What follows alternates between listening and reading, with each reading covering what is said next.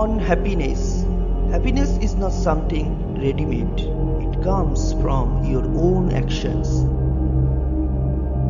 On kindness. My religion is very simple. My religion is kindness. On making a difference.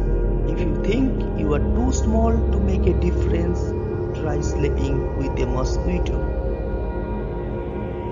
On love. Give the ones you love wings to fly, roots to come back and reasons to stay.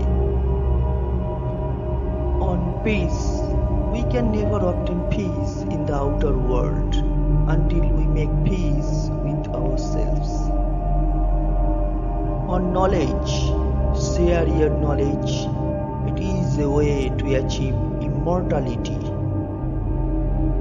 On problem solving, if a problem can be solved, it will be.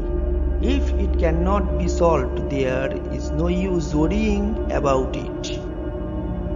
On the environment, it is our collective and individual responsibility to preserve and tend to the environment in which we all live.